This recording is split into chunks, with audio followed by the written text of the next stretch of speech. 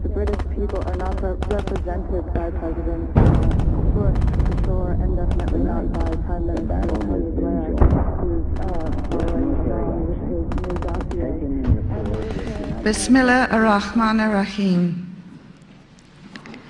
Brothers, sisters, friends, Assalamu alaikum.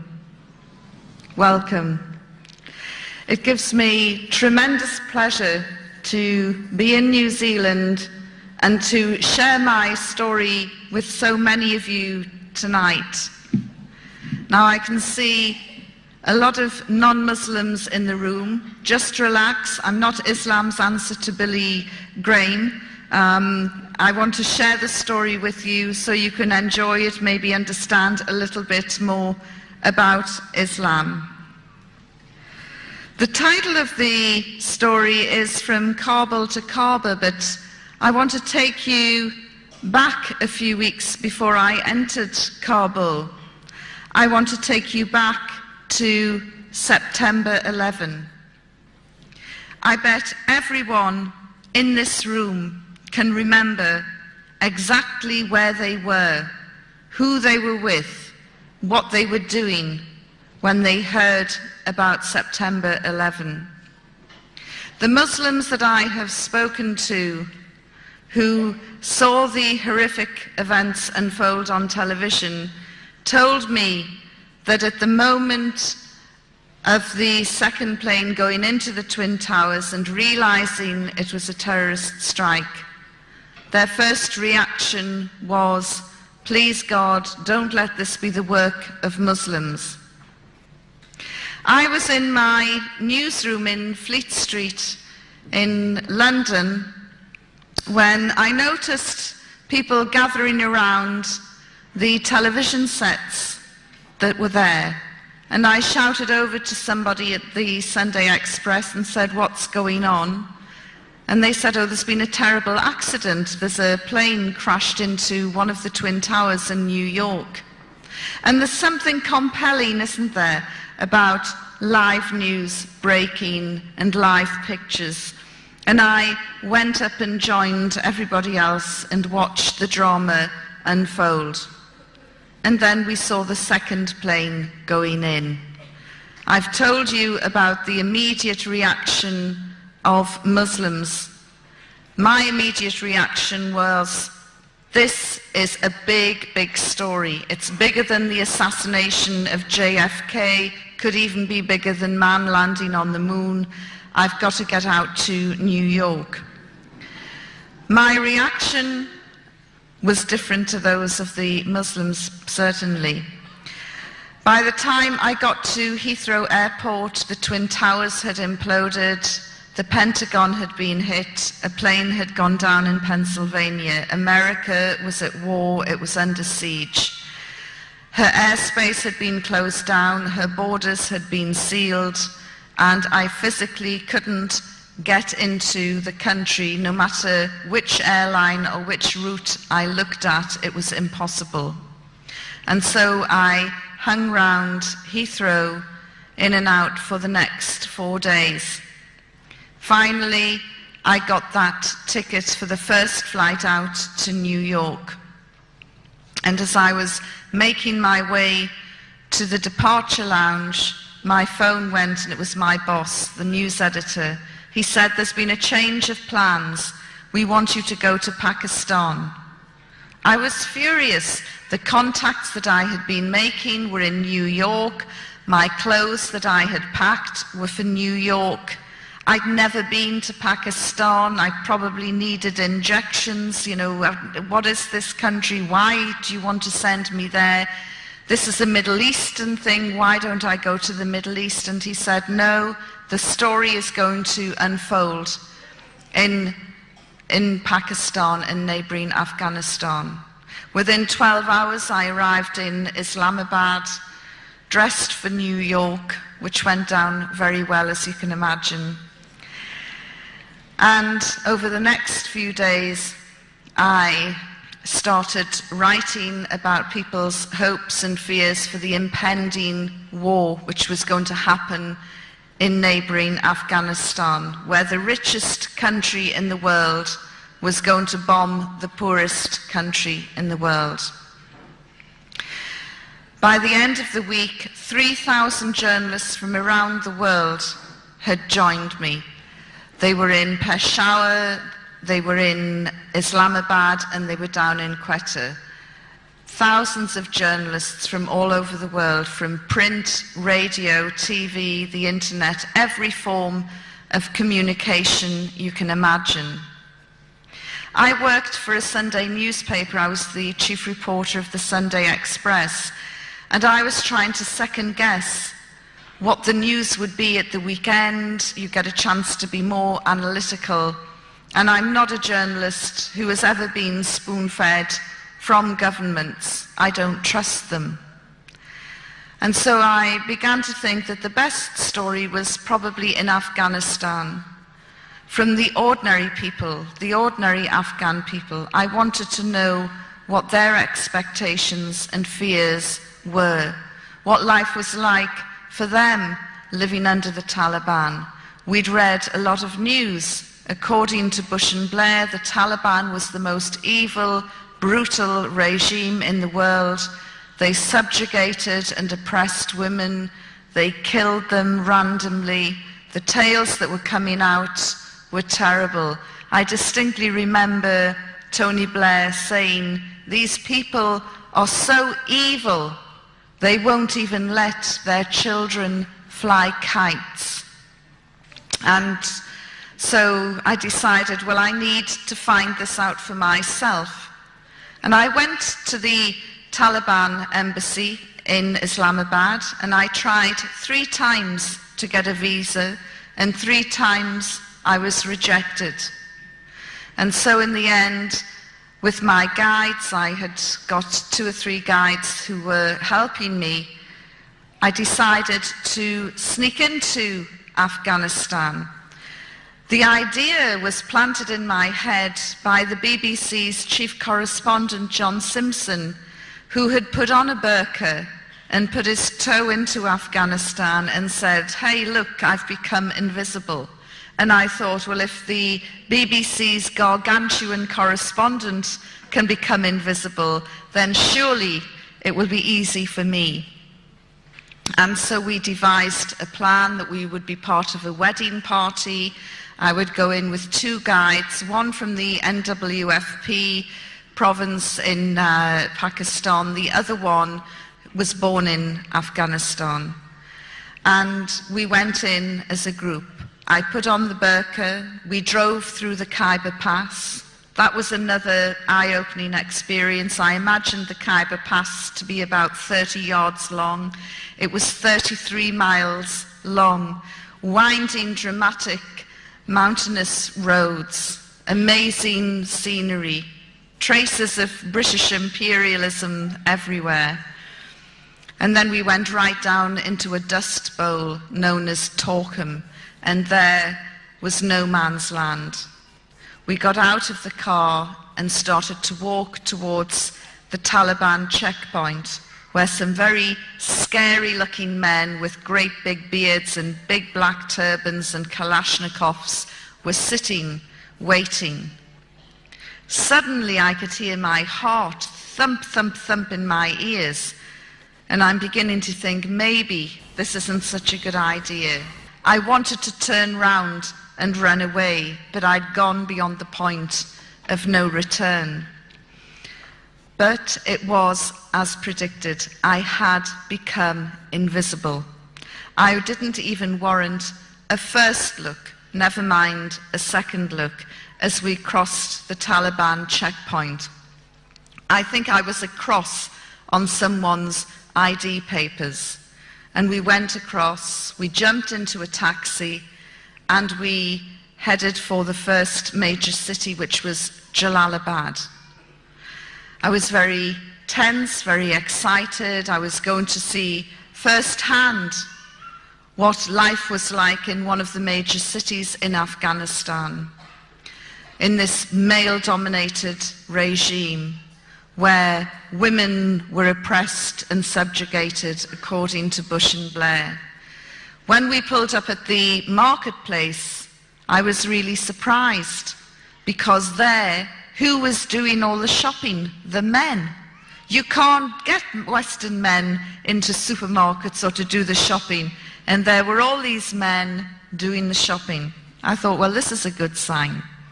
Of course, the reason for that was under the Taliban regime, women were not allowed to talk to strange men. And strange men were any men other than a husband, a father, a brother, or a close male relative. So doing something as simple as buying a bag of sugar was virtually impossible unless you were related to the trader. There were women around. They were all wearing the burqa, and they were in the company of their mahram, or male companion escort. I sat on the edge of the marketplace and watched, and there were lots of Taliban around, and people seemed very excited and very happy. They didn't seem as though they were about to be bombed by the most powerful nation in the world. People seemed relaxed, and I was quite surprised. Our party then went with provisions to a tiny village, not even the size of this hall. And we went into the village, and there was lots of tears and laughter as one of their own had returned, and he brought with him his cousin from the NWFP, his wife, his children. And then they said, well, who's that? Pointing at me. And he told them in Pashto. I didn't understand the language, but I could tell from the reaction that they were not at all happy. Why on earth have you brought a Westerner into our midst at a time of war? That day, the Taliban spiritual leader, Mullah Omar, had just announced that anyone helping a Westerner would be executed. So naturally, they were angry, they were nervous, they were agitated. But within half an hour, the natural exuberance and hospitality and curiosity of the Afghan people overcame the villagers, and they started talking to me. The first was a young girl in her 20s, and I said, what do you think about this impending war? And she said, I am so angry. I should be in a hospital by now, qualified as a doctor, ready to help my people, ready to save lives. People are going to be wounded in this war, and I could help and save them. And I said, so what is your problem? She said, my training was stopped a couple of years ago. The Taliban closed down the training center and sent all the instructors home. And here I am now, back home, rotting away in this village when I should be helping my people. And I felt very sorry for her, and I could feel her frustration. Here was a young, ambitious girl, and her life seemed to have been put in limbo. Just then, her elder brother came in, and he, through the translator, started talking, and he also had been training to be a doctor at the very same medical school. And when it had closed down for financial reasons, he too had been sent home. So it wasn't just the girl who was being affected, her brother was as well. And as we were communicating with the help of the translator, an Afghan lady walked in, and she looked at me very carefully, and she put her hands on her hips, and she really looked me up and down. And then she said through the translator, have you any children? And I said, yes, I have a daughter. She said, just one? And I said, yes, just one. And she pushed me, very strong. I lost my balance and went the other way. And she said, you English and American women, you are all so pathetic. All you can ever have is 1 or 2 children. Me, I can have 15. And when you run out of your boy soldiers, I will be producing more. Don't think that Afghan women are shy, retiring creatures. And I thought, well, if this is what the women are like, what on earth are the men like? And I said, but aren't you afraid of America, of American soldiers? She said, dare one American soldier come into my village and I will get those pots and pans and I will fight him back myself. And I thought she probably would. Then she said, look, I'm really sorry about this mishap. We're very sorry, but this mishap in New York, it has nothing to do with us. And she kept calling 9/11 a mishap. And I thought, you know, this is really provocative, this is so offensive, this is insulting, 6,000 plus people have died, that's what we thought at the time, and you're calling it a mishap? And then I realized that under the Taliban, televisions were banned. Nobody saw the dramatic images that we saw, which were played on our TVs every day, day in, day out, for more than 2-3 weeks, whipping up the anger and the hysteria and the fear, watching the towers being hit, the towers imploding. They didn't see any of that. They lived in single-story buildings. So trying to convey to them the full horror of someone trying to jump from the 101st floor rather than face the inferno inside was very, very difficult. And that is why the Afghan people referred to 9/11 as a mishap.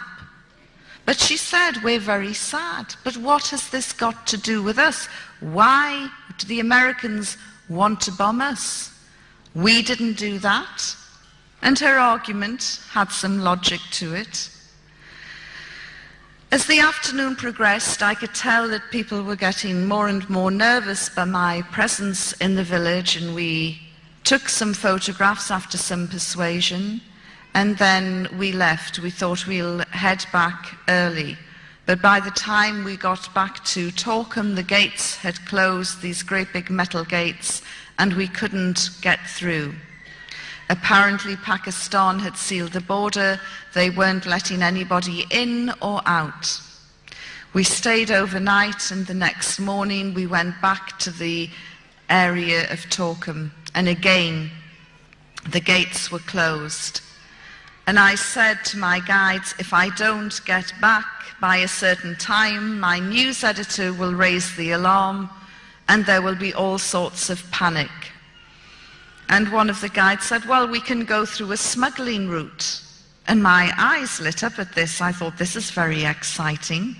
This will give me something to write about and add to the humanitarian report that I will be doing. And I said, great, okay. And I imagined that we'd be going through narrow mountain passes and ducking from bush to bush, and it would be really exciting because the border with Afghanistan is about 1,400 kilometers long, and there are said to be about 300, 400 smuggling routes. So you can imagine how porous the border is. And so we went to this area called Dawah Barber. But there was nothing secretive about it. In fact, there was probably more people in Dawah Barber than there are in this room tonight. There were camel traders, there were donkey traders, there were people selling refreshments, people selling carpets. There were Afghan families with all their goods packed into hand carts heading towards Pakistan, unable to bear facing yet another war in their country, wanting to get to the safety of Pakistan. And there were lots of young men striding over from Pakistan, looking for Taliban recruiting officers because they wanted to sign up and fight with the Taliban against the Great Satan, as they referred to America. By this time, the Afghan shoes I had been wearing were cutting into my feet and they were bleeding and sore. And I complained, and one of my guides said, well, we're only 10 minutes away from the border, but we can go by donkey. And he said, "Can you ride a donkey?" And I thought, can I ride a donkey? You know, I can ride a horse, I can jump with a horse. Look at these donkeys, they're smaller. They're the same shape and size, same shape, you know, and they look more or less the same, but they're smaller, probably easier to control. Of course I can ride a donkey. And so we set off and did a deal with this man. I never understood how we were hiring it, how he was going to get it back, but he was happy to part with the donkey. And I got on its back.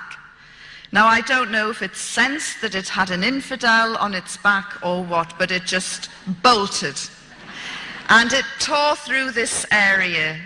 And my feet were waving, my arms were waving. The wind caught the burqa that I was wearing and billowed the burqa, which made the creature even more frightened, and it ran even faster.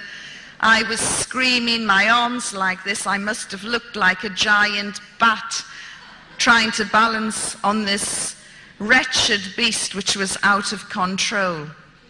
And as I moved forward to try and get hold of the reins just to stop it, the one piece of equipment that I had taken with me, a camera banned under the Taliban, slipped out of the folds of my burqa right into the passing view of a Taliban soldier. He saw this and went crazy. Now, I don't know whether the donkey stopped and threw me off, whether he stopped the donkey and pulled me off. What happened, I really can't remember. All I remember is hitting the ground at a great rate of speed and then picking myself up. And as I drew myself up, I looked straight into the face of this Taliban soldier through the grill of my burqa. And he was screaming and shouting at me. When I got back to London, some of my girlfriends said, "What was going through your mind at that precise moment when you knew the game was up?" And I said, well, for a nanosecond, and I said it was a nanosecond, I looked at this Taliban soldier and I thought, my goodness, you're gorgeous. He had the most amazing green emerald eyes, very high cheekbones and a great big beard with a life of its own. Very, very striking. But as I say, it was a nanosecond. And then I thought, oh, I've been caught. So I took my camera off and I handed it to him, and then I closed my eyes waiting to be shot in the head. And when I opened my eyes after a few seconds, he'd gone. He'd gone over to the man who hired the donkeys. He wanted to know who is in charge of this woman. And then he would get to the bottom of the camera.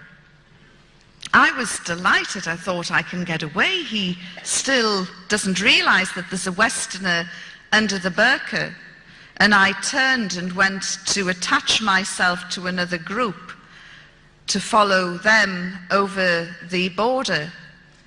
And as I walked away, I looked behind, and by this time a crowd of about 100 men had surrounded my two guides, and the soldier was in the middle, and he's screaming and shouting and waving the camera at him. One of the guides had been smacked across the face and he had a bloody nose, and the other one was trying to calm down the situation. And I looked and I thought, I can't leave them behind. Although we had made an agreement that if things did go pear-shaped, none of us knew each other, I couldn't abandon them. And so I went back and I tried to push my way through these very angry men, and they pushed me back. This was man's business. It had nothing to do with a woman. So in the end, I removed my burqa and said in a very loud voice, "Will somebody let me through?" You could have heard a pin drop. And then there was a parting like the Red Sea as I walked towards the handsome soldier, who by this time was looking really gormless because his jaw just dropped as he saw a Westerner, a blonde-haired, blue-eyed, come towards him. And I thought, he is going to be so happy to have got his hands on a Westerner that he'll forget all about my two guides. And as I walked, I shot them a sideways glance, and I could see by the full horror on their face that just when they thought things couldn't get any worse, they had. I had emerged. I went up to the soldier, demanded the return of my camera, and once he'd recovered, he got the three of us and we were bundled into a vehicle and taken off in the direction of Jalalabad. During the journey, the driver and the Taliban soldier had a very fierce exchange, and they kept looking back at me and arguing and looking back, and suddenly the driver did an emergency stop. The soldier asked me to get out of the car, and then he took me to this raised piece of ground and asked me to stand on it from the way he was motioning. So I stood on this raised piece of ground, and then he went off. He went marching off to my left, and I thought, where's he gone? And I'm standing there, rigid with fear, daren't move on this little tiny hill, and I'm looking around, and then all I can see are stones and pebbles and rocks, and I thought, this is the stoning corner. I'm going to be stoned. He's gone off to get a crowd. He's probably gone off somewhere to say, hey, I've got a Westerner stoning in 10 minutes. So I'm standing there and I'm looking down, and all I could see was blood-red nail varnish coming up from my toes. I'd lost my socks and shoes in the melee, and I thought, oh no. Nail varnish is banned under the Taliban. If they see my toes, they'll probably chop them off one by one. So I tried to cover my toes as well. And I don't know what it is about Afghanistan. The place can be deserted 1 minute, and in the next 20 seconds you can have a crowd. And about 20 seconds later, there were about 80 scary-looking men staring back at me. And they were getting closer and closer. Of course, I'm thinking that they're getting closer and closer so they can take a good aim when the stoning starts. And I'm looking round at them and trying to find a kind face, maybe a hero, somebody who will come to my defense. And I couldn't see one. Everybody just looked really hostile. Of course, the reason why they were getting closer and closer was to have a better look, because in Taliban-ruled Afghanistan, no man saw another woman's face unless she was a mother, a sister, or a daughter, or a close female relative. So seeing me would be a bit like seeing a panda in the zoo for the first time. So they were getting closer. Of course, I'm thinking they're getting closer so they can take aim when the stoning starts. I mean, we can laugh about it now, but I really thought that the final minutes of my life were being played out in this godforsaken area. And as I looked around, they say that your life flashes before you. Mine didn't. I'm just thinking, how can I get out of this situation? And then I remembered my time as a Sunday school teacher, and there was a biblical scene where Jesus had said at a stoning, "Let him without sin cast the first stone." So I thought, right, I'm going to say that. Of course, it never occurred to me they wouldn't be able to understand me. But I thought, no, I'm going to say, okay then, bring it on, but let him without sin cast the first stone. And so I'm playing this out in my mind, and then I'm looking round, And I thought, no, there's probably some pious so-and-so at the back saying, that's me, and he'll start the stoning. So all of this is going through my mind when suddenly the Taliban soldier returns, and he has with him a woman wearing a burqa. She comes up behind me and turns me around very briskly and starts to frisk me. And I thought, oh, they're not going to kill me. Well, not just yet. Anyway, they're trying to find out if I'm carrying any weapons. And isn't it strange that he's gone off to get a woman? You know, why wouldn't he just search me himself? Obviously showing more courtesy than British police. And so all the fear that I had felt and the terror just melted away with relief. And then I became very angry. Those men had made me feel as though I was going to die. So I pulled away from the Afghan woman and I swung round at these wretched men. And I was wearing, I want you to picture the scene, my burqa had gone, but I was wearing a shalwar kameez, the trousers and an orange dress down to the knees. And I swung round at these men, very angry, and I said, I am not carrying any weapons.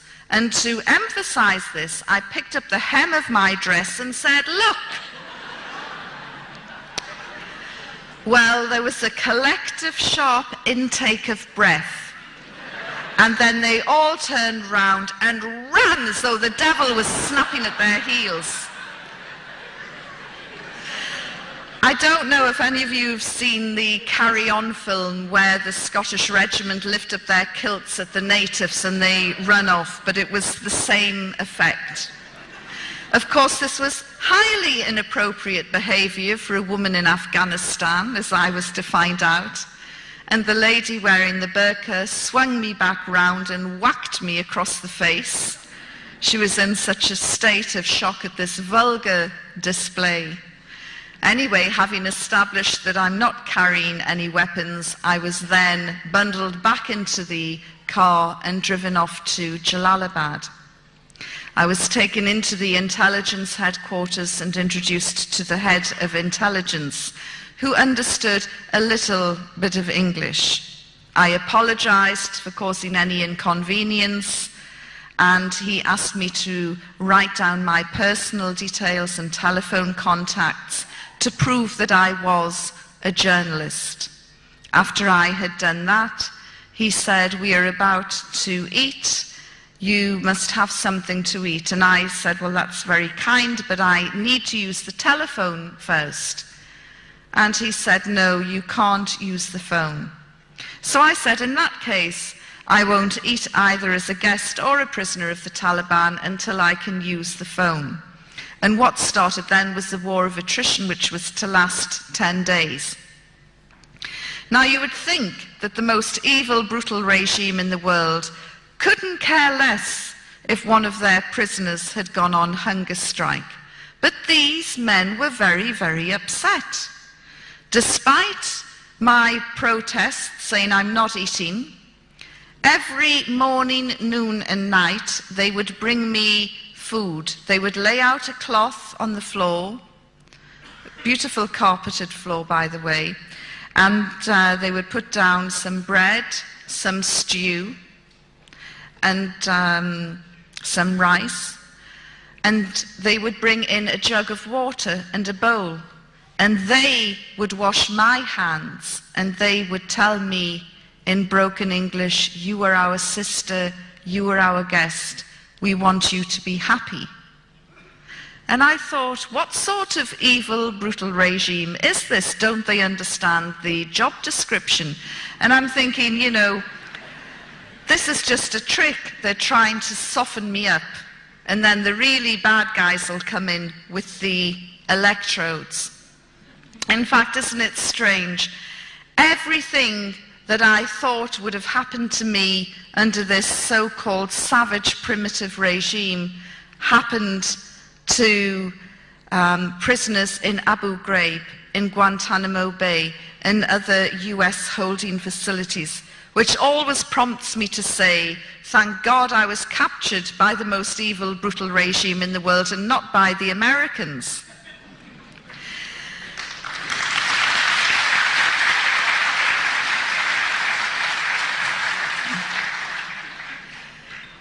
By the third day, they called the doctor. Not that I was feeling unwell at all, but they called the doctor and he came, a little man who'd trained in Germany, and he looked in my eyes, my ear, took my pulse, looked in my mouth, and I thought, they do this, don't they, on death row in Texas just before they're going to execute somebody. They like to make sure that they're fit and healthy.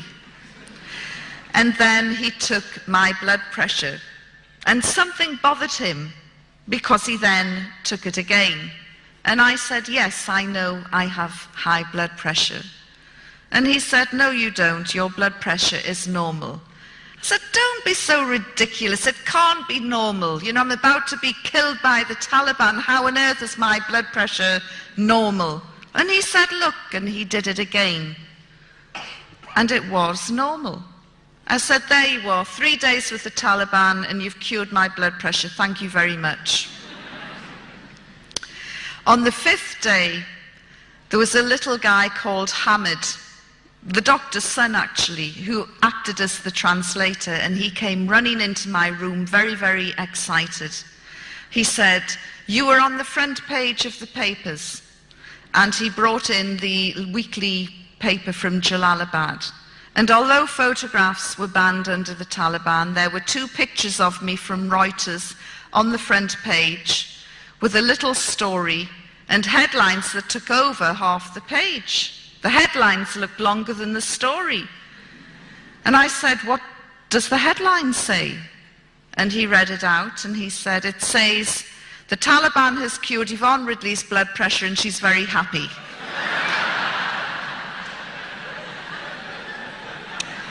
Not the catchiest of headlines.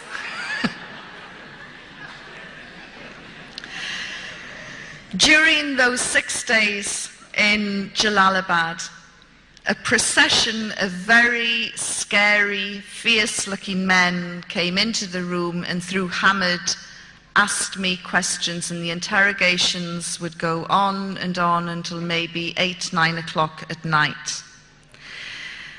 They never physically threatened me. The worst thing that they said to me was, if you don't tell us the truth, you will be here for 20 years. I assured them that they would get sick long before I did. And I had decided on quite a risky strategy, really. I had decided to be the prisoner from hell. I had bought into the propaganda, you see, that this was the most evil, brutal regime in the world, and it didn't matter what I said or did, they were going to kill me at the end of the day, when they wanted to. And so I just thought, if I'm nice, they're going to kill me. If I'm nasty, they're going to kill me. Well, I'm just going to go down fighting. And so I was very abusive and aggressive. And the harder I pushed them, the nicer they were. And they would say, why are you angry? You are our guest. You are our sister. Hamid had to translate my words. And one day he said to me, I am terrified of these people, and you should be as well. And it's not nice for me to translate your words. I get scared. On the 6th day, Hamid came to see me, and his face was nearly black with fear. His mouth was so dry he could hardly talk. And he said, you have a very important visitor. And I said, who is it? He said, I can't tell you, but you must be respectful. I said, well, who is it? Is it Mullah Omar? And he said, please, just be respectful. You have to show some respect. This is a very, very important person. So I'm thinking, I wonder who it can be. 10 minutes later, there was a knock on the door. Although I was the prisoner, I had my own key. And so I unlocked the door, opened it.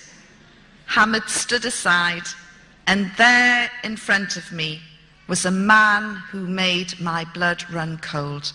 The hair on the back of my neck lifted.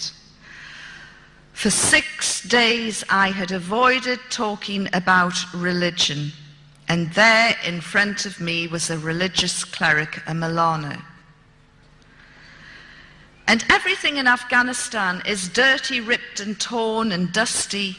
He was wearing an immaculate ivory gown, one which went right down to the ground. The Taliban's clothes were above their ankles. This guy's clothes were right down to the ground. You couldn't see his feet. And he had a great big ivory turban. A very modest beard by Afghan standards. Very light brown, modest beard. And light brown eyes. And he had beads which he moved, like rosary beads, which he moved 2 at a time. And there was something else about him that I thought was weird. And when I mentioned it to my first Muslim crowd, a few of them went, Alhamdulillah. When I told them, I said there was something really weird about this guy. He had a shine on his face. It was like a light on the inside coming out. I've never seen anything like it before. And I was told by my Muslim friends back in London, this is the nur, the light that comes out of somebody who is very pious, very practicing, a very good person. I didn't know that at the time. I just thought there's something weird and spooky about this guy. After I recovered, I moved aside and invited him into my room. And he was so graceful and elegant, he didn't even seem to walk. He just glided in and glided down. And I sat opposite him, and Hamid acted as the translator. And he said, "What is your religion?" And I thought, oh, here we go. I said, "I'm a Christian." He said, "Yes, but what sort of Christian? Are you a Roman Catholic? Are you a Protestant?" I said, "I'm a Protestant from the Church of England." And he's smiling and moving his beads. And he said, "And what do you think of Islam?" "Oh," I said, "it's fantastic. It's absolutely wonderful." Of course, I knew nothing about Islam, very little, and the little that I knew was totally wrong as it turned out. And I went off in praise for 2 minutes of this faith that I knew so little about. And he smiled and he moved his beads. And then when I finally stopped running out of adjectives, he said, "Islam is a beautiful religion." I couldn't agree more. And then again, I ran off in praise of Islam. And he smiled as he listened, and Hamid translated. And I said, "Do you know, the people around here are so passionate about their faith that they pray 5 times a day. I know because I've watched and counted it." And he looked. He must have thought, "You stupid woman." But I didn't realize that Muslims are expected to pray 5 times a day. So he moved his beads.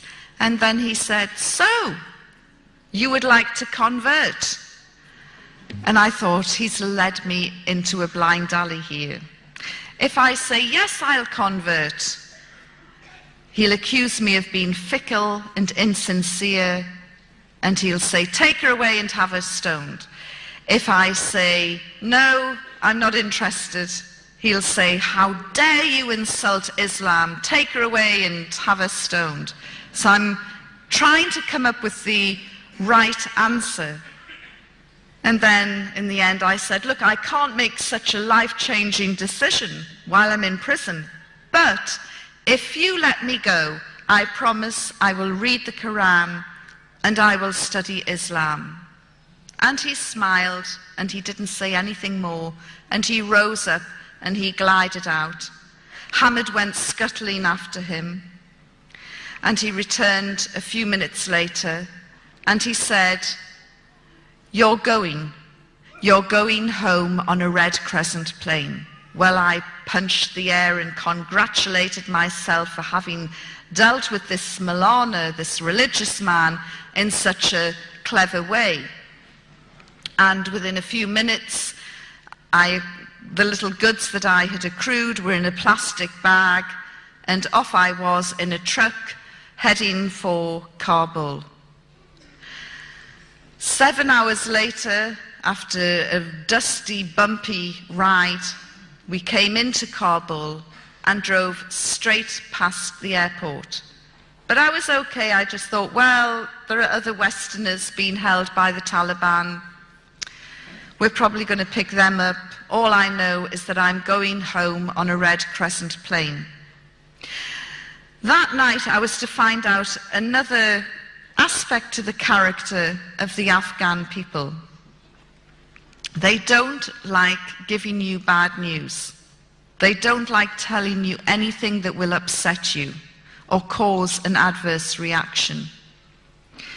And so we drove past the airport, and then we pulled into a really grim prison. Everything that you would imagine a third world prison to be. And I was asked to get out, and I got out, and we walked down this dark, dingy corridor, and then they pushed open this little metal door with a little spy hole in it. And there, sitting on a concrete floor, were two Afghan women, one with a babe in arms and the other one heavily pregnant. And they said, tonight you will stay here. And I said, no, you've made a mistake. I am going home on a Red Crescent plane. Of course, the thing is, when you lead someone on, you have to deliver the bad news at some point. And so the bad news was delivered to me then.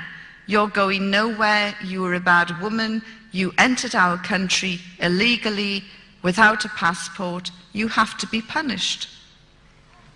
I screamed and shouted there was no way I was going to go into this cell, and to get me out and get me to the airport, and I said to them, you can't do this to me, I'm British. And they smiled.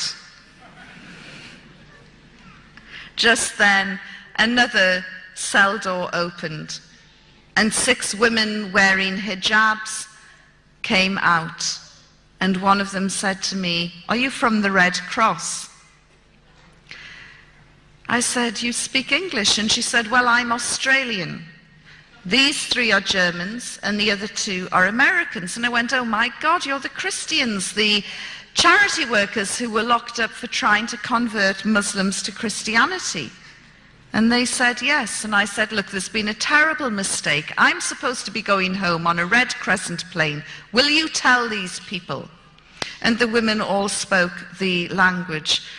And I could tell by the heated conversation and the expressions on everyone's face that I was going nowhere that night, certainly not on a Red Crescent plane.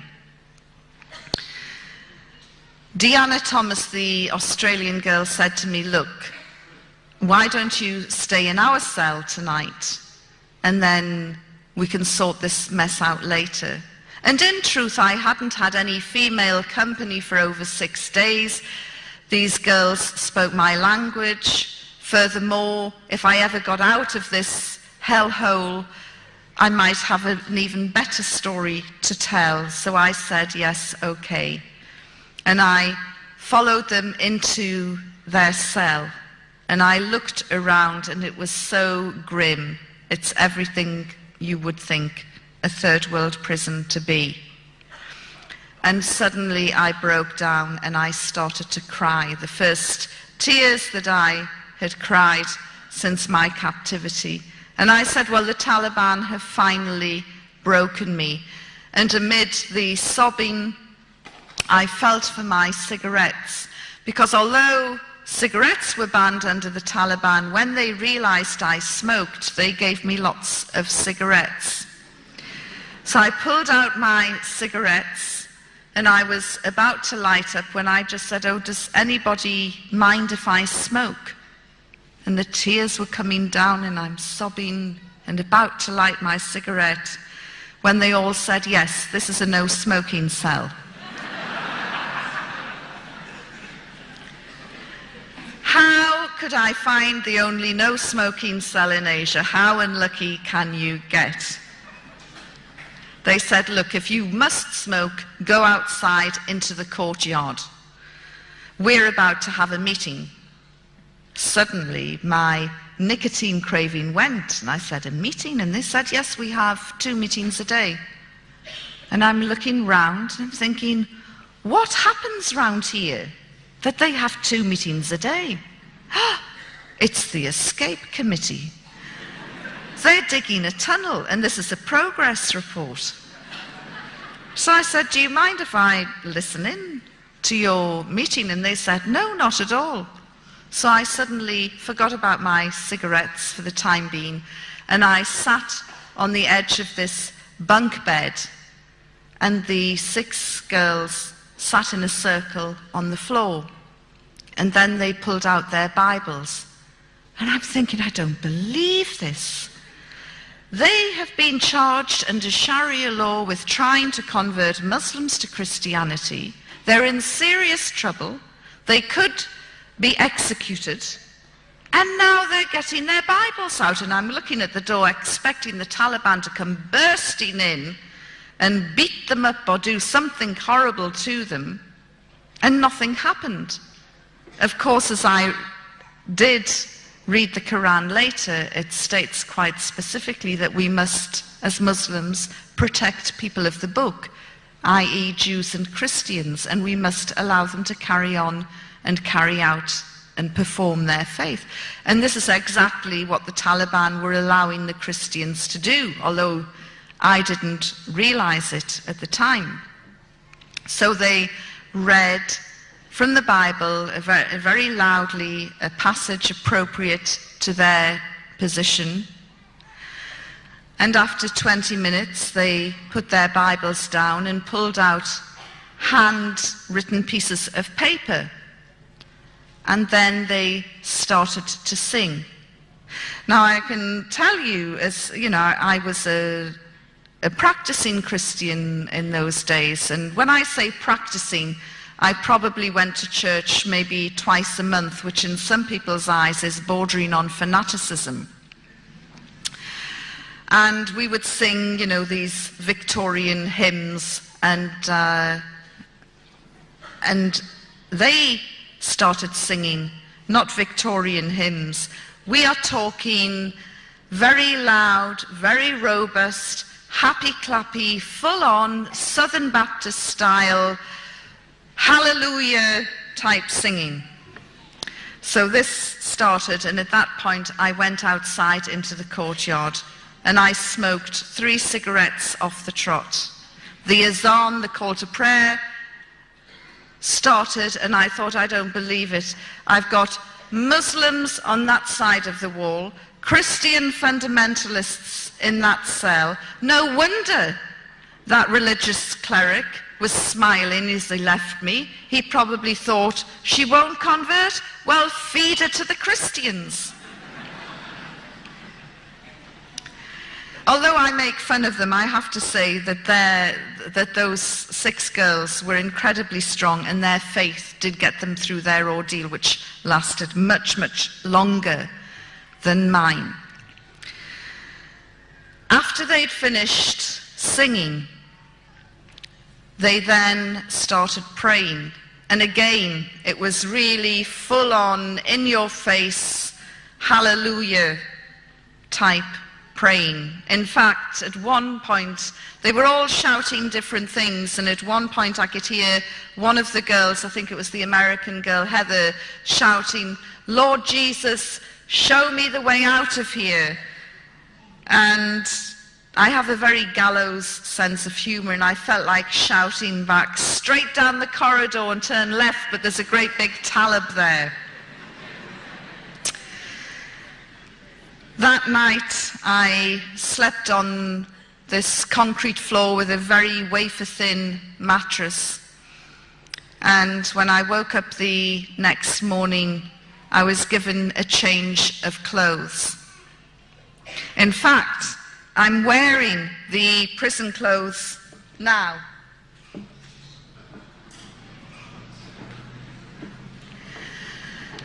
Nobody put me in an orange jumpsuit, shaved, shackled, or abused me, or raped me, or sodomized me, or videoed me for the gratification or pleasure of others later on. As you can see from what I'm saying, my experience was completely different to those who fell into the hands of the Americans.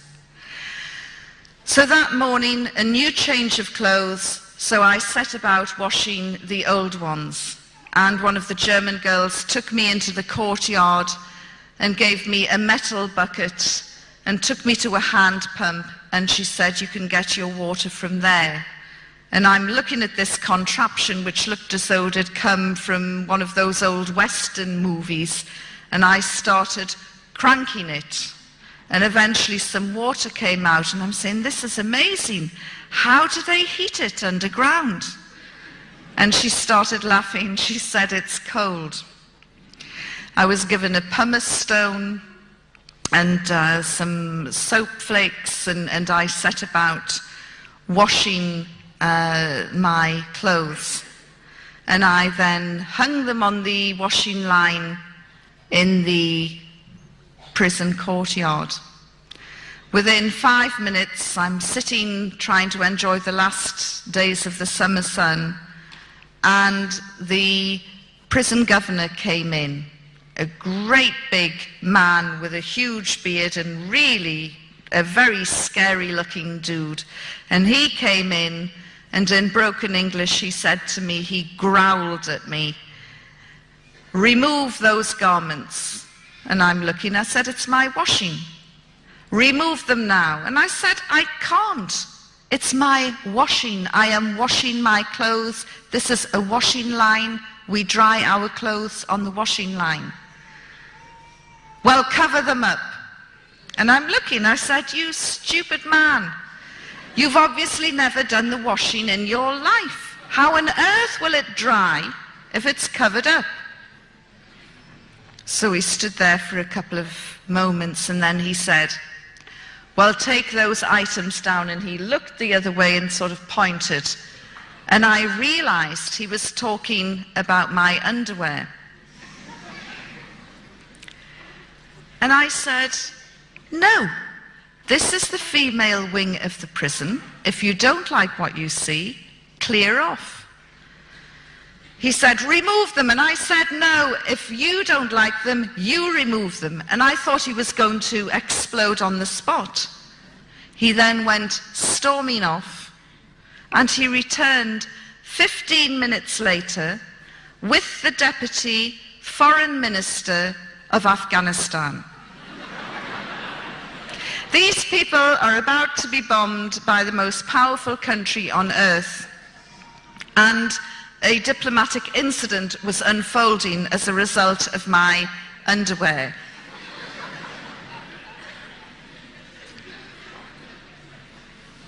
I don't want to embarrass the men here, but I mean, we're not talking anything small, salacious and lacy. We're talking big, comfortable Bridget Jones. So the Deputy Foreign Minister said to me, "Will you please remove your undergarments from the line?" And I said, "Look, this is the female wing of the prison. There are no male prisoners. The only men around at the moment are you two. If you clear off, there will be no men. By the time they're dried, nobody's going to be any the wiser." He said, "Yes, but the Taliban soldiers live above the female wing of the prison. And if they look out and see those things, they'll have impure thoughts." I'm looking at my underwear in a new light now.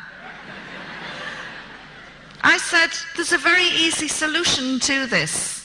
He said, "I knew there would be." I said, "Tell your men not to look out of the window." No, that's impossible." I thought, I cannot believe this. You know, America didn't need to fly over in B-52s and bomb these people. They should have just parachuted in a regiment of women soldiers waving their underwear,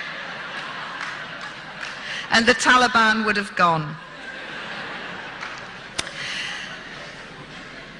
But it gives you a remarkable insight into the modesty of these people and the way they felt about issues like women's underwear. So the argument continued and went on long after the clothes had dried, and nobody emerged as a real winner, but I did get my dry clothes back. The next day, the 9th day, I was feeling really crotchety. I'd had 3 or 4 really rousing sessions with the Christian services. And in fact, you know, although the Taliban had banned singing and they'd banned music, they allowed them to sing, but they drew the line at music. And I am eternally grateful to this day that they confiscated their tambourines and guitars. But so I'm feeling really wretched and bad-tempered and thinking I'm never going to get out of this place. I can't take much more of this. And the Deputy Foreign Minister returned with his sidekick, a man I called the Smiling Assassin. And he said, "We want to ask you a few more questions." And I said, "No, I'm done with answering any more questions. I'm finished with you people. I've had enough." And I then launched into a series of insults and curses and swearing. And then I rounded it off with something that I've never done in my life before, I've never done since, and you would get sent off a football pitch for doing it. I spat at them. And then I went into my cell and I started shaking. And a couple of the Christian girls said, "Did you just do what we thought you did?" And I said, "Yes, I've gone beyond the line. I've gone beyond the wire. I've pushed it, and I'm in serious trouble now. I can sense it." And just then one of the female prison officers came in, and which was translated for me later, and she said, "Tell the English woman she is going to be flogged because she cannot do this to high-ranking people." So I'm standing there rigid with fear, cursing me and my big mouth, and wondering, is there going to be a public flogging? Will Al Jazeera be there to record it? You know, what is going to happen?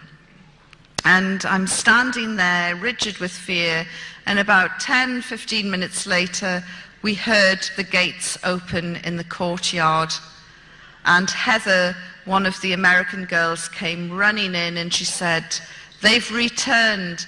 Yvonne is going to be flogged." And just then, 3 of the Christians threw themselves down at me and grabbed onto my clothes and started saying, "Lord Jesus, don't let Yvonne feel any pain." And I'm standing there looking at them thinking, you know, you're making it worse. And just then the Smiling Assassin walked in, and he had in his hand the one thing that I wanted, the very thing I had gone on hunger strike for 9 days earlier. He had in his hand a satellite phone, and he strutted around the cell and showed off this satellite phone. And he said, all of you can ring home. You can all ring your families today.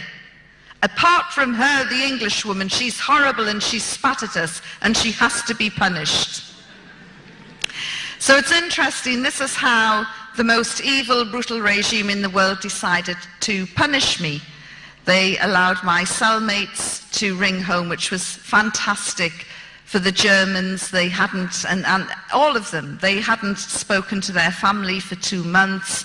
It was an opportunity to ring home and say, look, we're okay, we're holding out.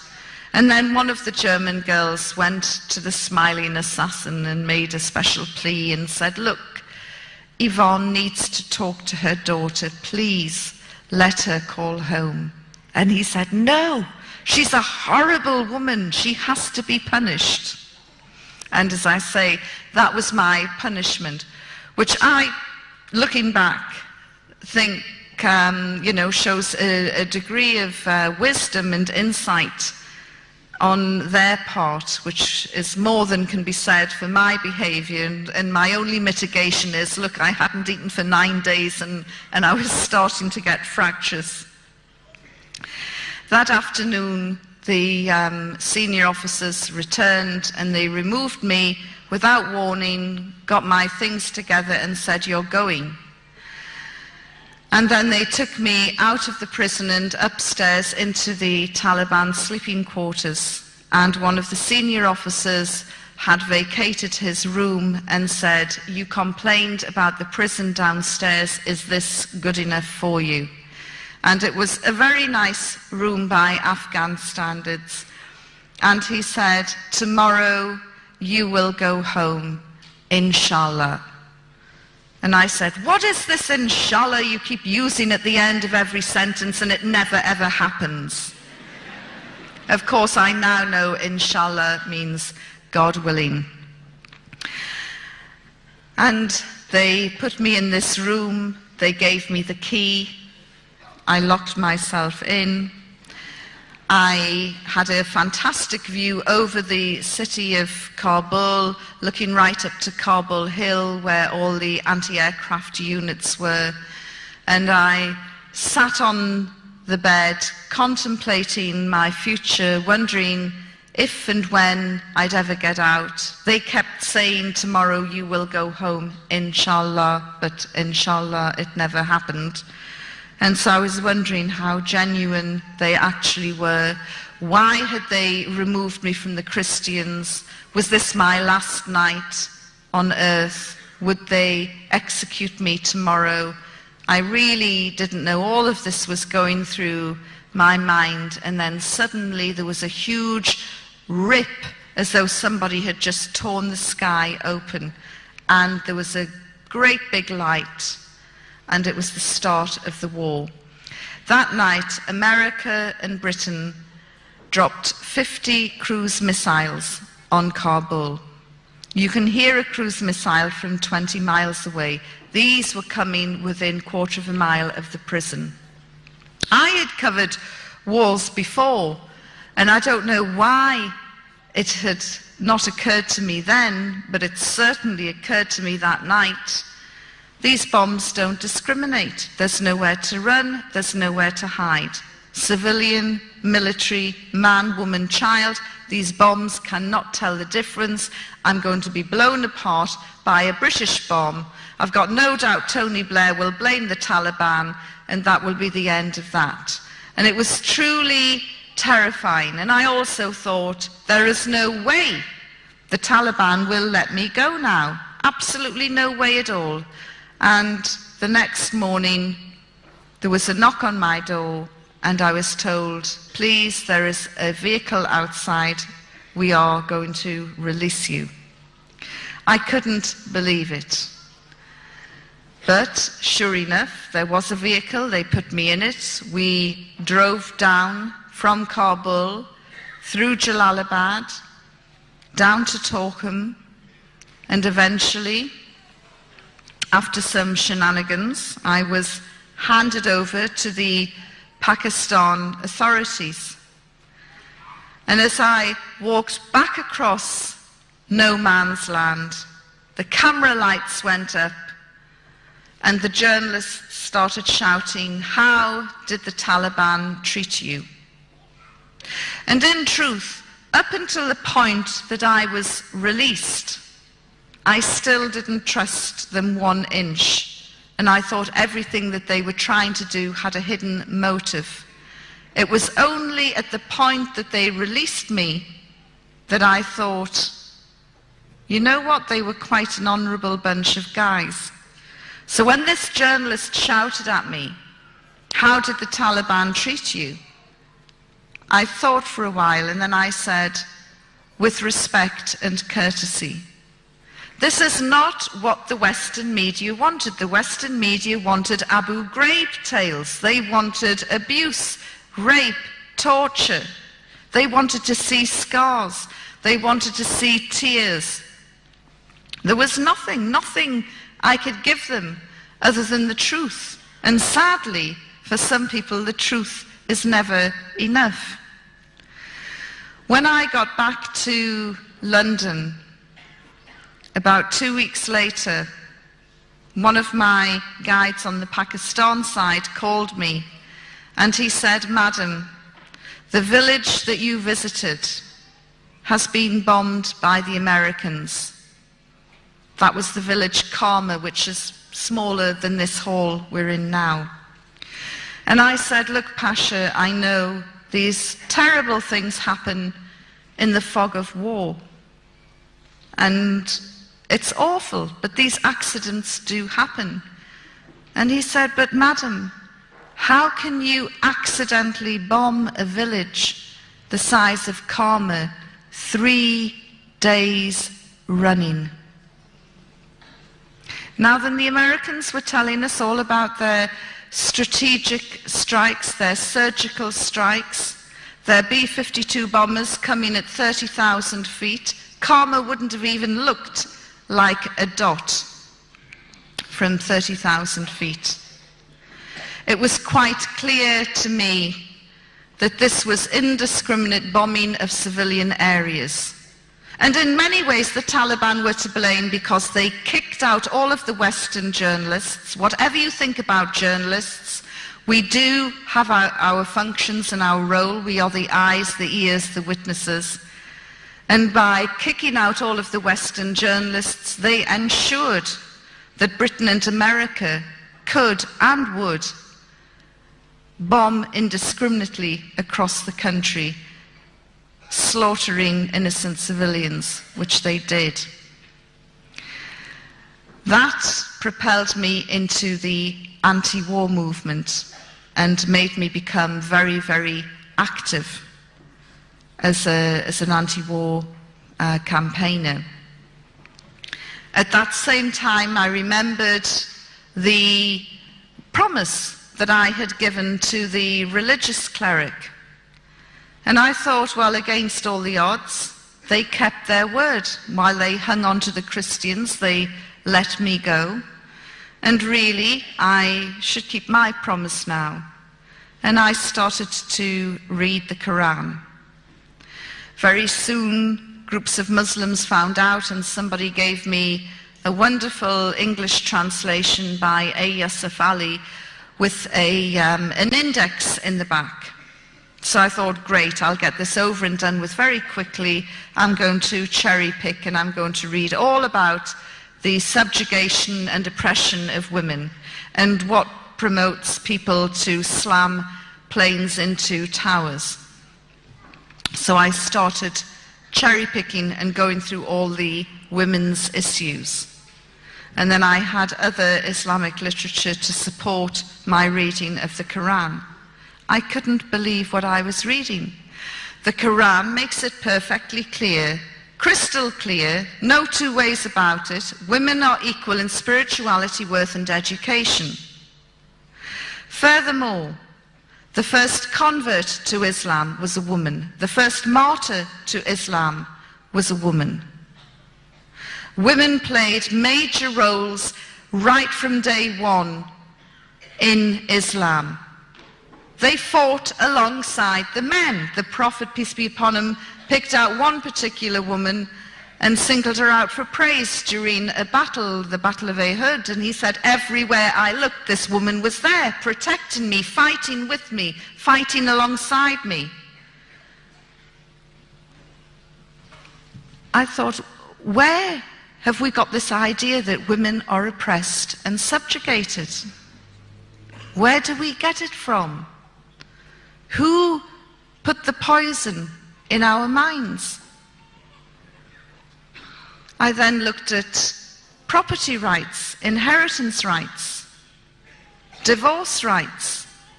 What's yours is yours, what's his is half of yours. Yeah, brilliant. Much of it could have been written by a Californian lawyer. In fact, this is from where they probably get their inspiration. All these tales in the tabloids about the superstars having prenuptial contracts and teams of lawyers drawing up and thrashing out these prenuptial contracts, they were available to Muslim women from day one. And so I began to see Islam in a totally different light. And I thought, yes, okay, this is great, but what are the people like? And so I went out into the Muslim communities, specifically to meet the sisters.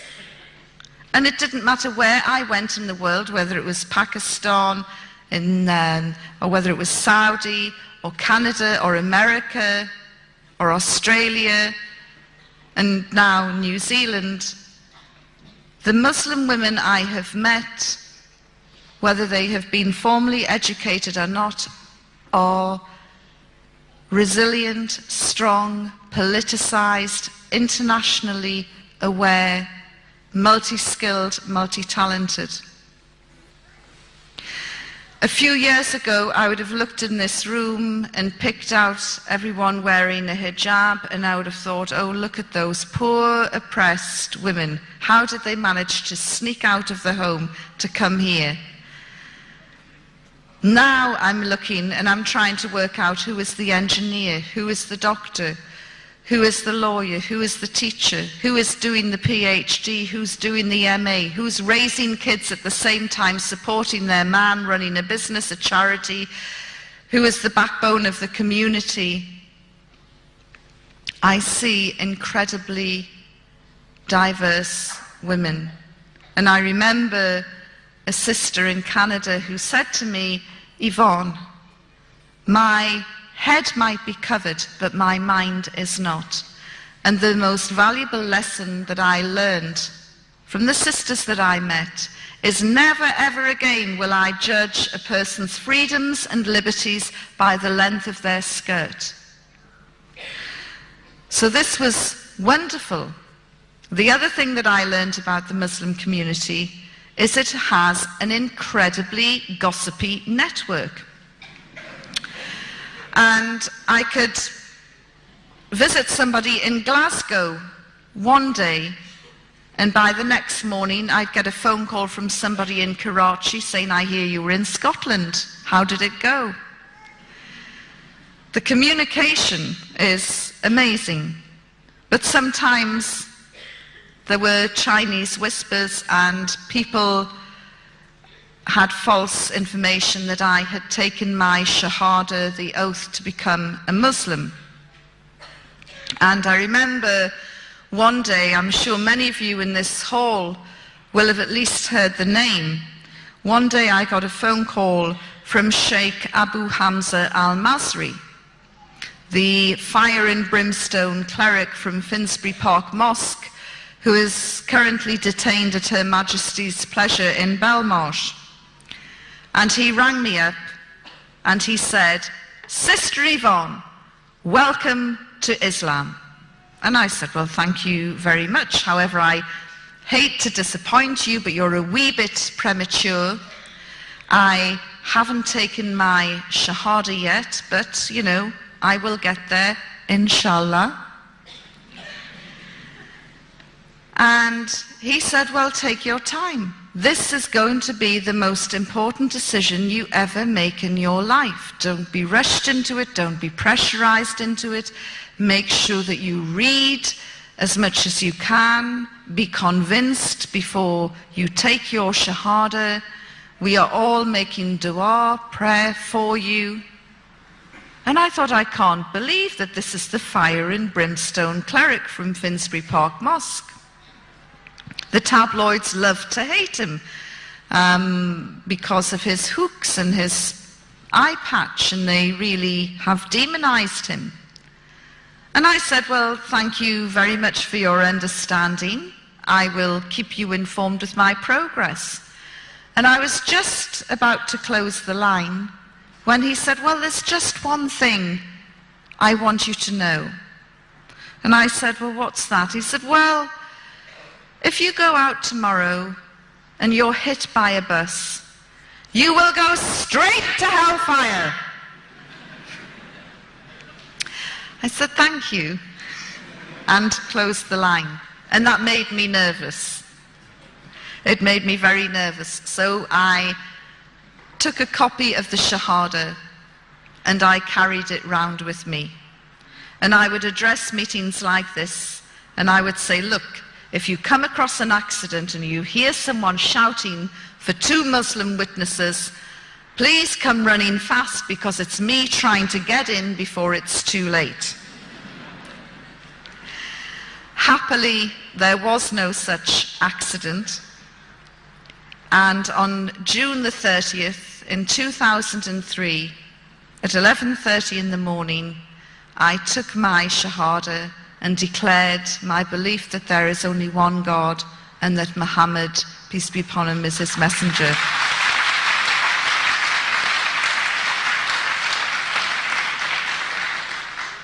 And I joined then what I consider to be the biggest and the best family in the world. And I know that wherever I go in the world, it doesn't matter how remote the place is, I will meet brothers and sisters who will give me their love and support and help if I need it. And that is very important to me. I was also lucky enough in January this year to go on Hajj, the annual pilgrimage which Muslims are required to do at least once in their life. As I say, the Saudi women don't think for 1 minute that they're oppressed or subjugated. They're like a tightly coiled spring and they are really ready to launch into the political scene in Saudi Arabia. There were elections earlier this year. Women weren't allowed to vote. Let me tell you, I really feel that the next elections, not only will women be voting, they will be standing as well.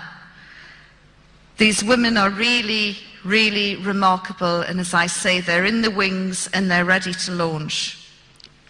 Unfortunately, because of Saudi's restrictive media rules, we hardly get to find out any real news that is happening there. But these sisters from Jeddah told me how distressed they were during the Second Intifada, the uprising in Palestine, how distressed they were, and they had been discussing this in the mosque after Friday prayers. And they wanted to show their solidarity with their Palestinian sisters. So they did something that is forbidden in Saudi. They had a spontaneous demonstration. And they shouted and demonstrated, and the police were called because of this public disorder. And the police moved in, and one of the main women stood in front of the police and she said, "Dare one of you touch us? We are Saudi women and you cannot touch us." And the police sprang back and they were wondering, what on earth are we going to do with these women? We can't have them demonstrating. But they're right, we can't manhandle them and cart them off to jail either. And there was this standoff for about half an hour as the women continued with their protest. In the end, the police chief had a better idea and they went and arrested all their husbands instead. They took them to the station and they said the next time their wives did this, they would be charged. Which is a wonderful tale. So that was Hajj in January. Obviously, you're all aware of the London bombings. I live in central London. We were shocked by the ferocity of the atrocity, but not surprised. The anti-war movement and the political party I belong to, called Respect, which is led by George Galloway MP, had said, long before the first bombs dropped on Baghdad, we told Tony Blair, if you take us into a war with Iraq, our security will vanish. London will become a target. In his arrogance, he dismissed us. He dismissed the fears of 2 million people who marched in London. He would rather take his orders from Washington. Really, I salute New Zealand in its strength and determination to stand up to America over many different issues. That stand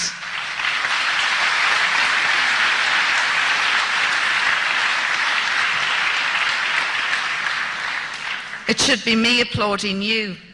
That stand has made New Zealand one of the safest places on earth in terms of security, and certainly your anti-nuclear stance is admirable. Beware of siren calls from politicians like Winston Peters, who thrive only on hate.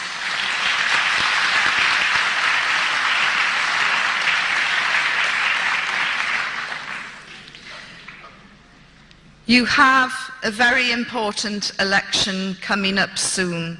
I can't tell you how to vote, but just be wary of those who would want to stand shoulder to shoulder with George Bush, because you will end up in serious trouble like we have in Britain.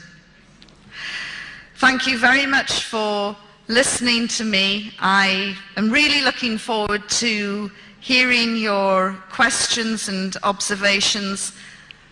As I say to the non-Muslims here tonight, I am not Islam's answer to Billy Graham. I am not here to get you to convert. But if you are interested in learning a little bit more about Islam for your own benefit, not for any other reason, there's some books outside which you're welcome to take away. Thank you very much for being a terrific audience. Thank you. Assalamu alaikum. Assalamu alaikum, sister. Thank you very much. Beautiful speech. I just wanted you to talk a bit more about the anti-war movement. The reports we've got here is that the comments by George Galloway were pretty much ridiculed by the wider media, certainly by Tony Blair. And it was very disheartening that after all those marches and demonstrations, the war still went ahead. And so what progress, what hope is there? The Stop the War Coalition was absolutely devastated when the war began, because, as I say, more than 2 million of us marched in London, 5 million in Italy, millions more across Europe, 500,000 in Berlin. And I believe that Australia and New Zealand, you had your own marches as well. Okay, we didn't stop the war, but I'll tell you something now, we saved lives, because the Pentagon and the military strategists had to change their modus operandi. They had planned to bomb every town, every city, every village in Iraq for 40 days and 40 nights to soften up the country before they sent in the troops. We know that more than 100,000, and this is a conservative figure, more than 100,000 innocent civilians have been slaughtered by George Bush and Tony Blair's bombs since the start of the war.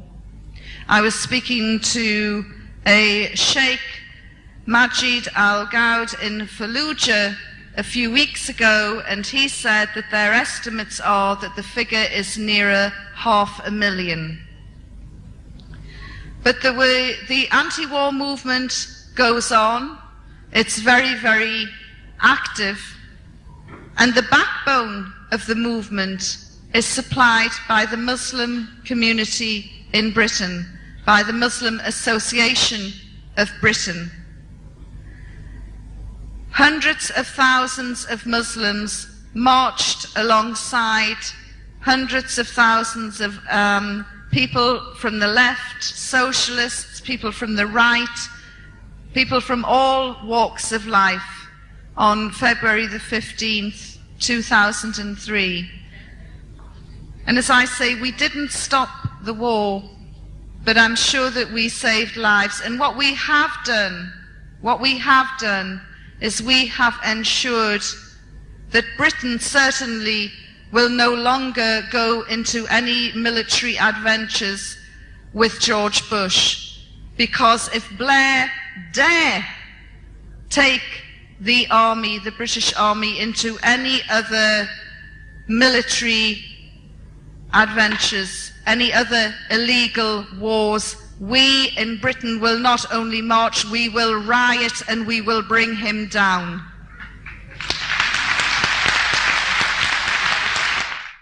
With all due respect to your experience, as well as to the power of a lot of Muslim women and the kindness of a lot of Muslim men, a lot of Muslims in New Zealand, or from our experience, have arrived as refugees from the Taliban. And so I wonder how you would answer to a lot of women in this room that have suffered under the Taliban for what you've been saying about your personal experience, who you were a Western journalist there. Mm-hmm. Yeah. No, it's a very good question, and I have actually met some Afghan women who did flee the Taliban. I met them in Christchurch, and they listened to my story, and they thanked me for it.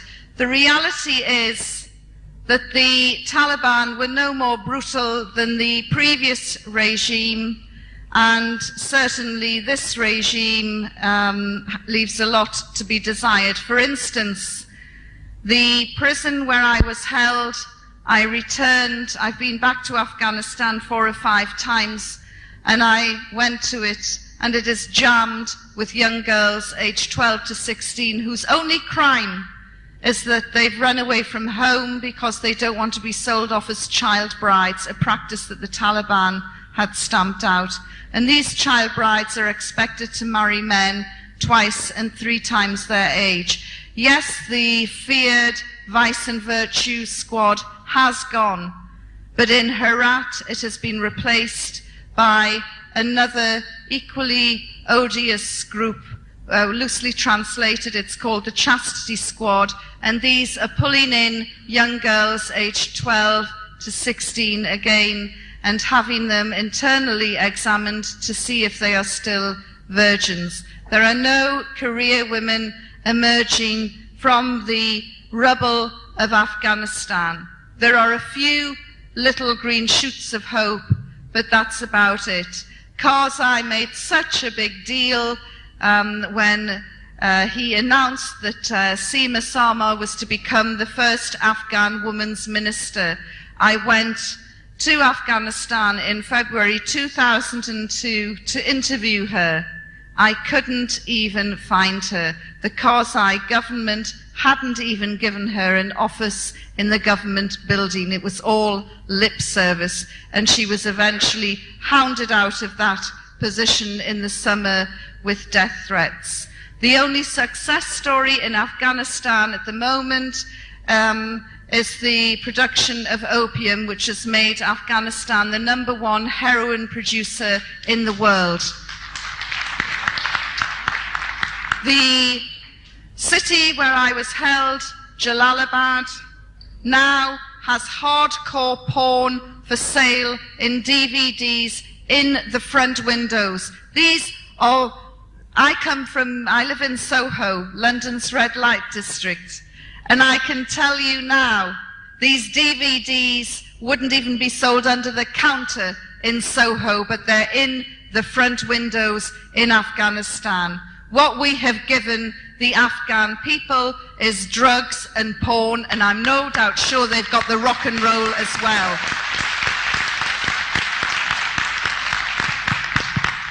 One of the most respected charities, Médecins Sans Frontières, pulled out its entire operation with great reluctance last year after half a dozen of its people had been murdered near Bamyan. They knew who had carried out the murder, somebody closely related to a friend of the Afghan government, and there was a refusal to hold an investigation. And that is why Médecins Sans Frontières pulled out of Afghanistan. And it was an excellent charity as well. Hamid Karzai is laughingly called the mayor of Kabul because he's lost control of his country outside of the capital, and the Taliban are coming back. They're in control in certain provinces in Afghanistan. And I can tell you something else. When I have traveled round Afghanistan, quite a few people, including the women, have said, we wish they were back. Now, I'm not a supporter of the Taliban, but at least under the Taliban, there was security. That security has gone. And the other thing that the Afghan women tell me is, will the West please drop this obsession with the burqa? Tell us how we can get our children educated. Tell us how we can put food on the table. Tell us how it can be safe for me to walk down the street without being raped. Tell me how, never mind about turning me into a career woman, how can I get my husband a job so he can work to put food on the table?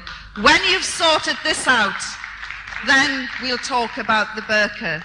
So don't for one moment think that Afghanistan is a success story. It's an absolute nightmare disaster where 20,000 American soldiers are committing war crimes on a weekly basis, and innocents are still being slaughtered in that country. As you are a converter to Islam, how would you express the jihad to non-Muslims? How would I explain jihad? Jihad to non-Muslims. My own personal jihad is my cigarettes I'm trying to quit. Jihad is a struggle.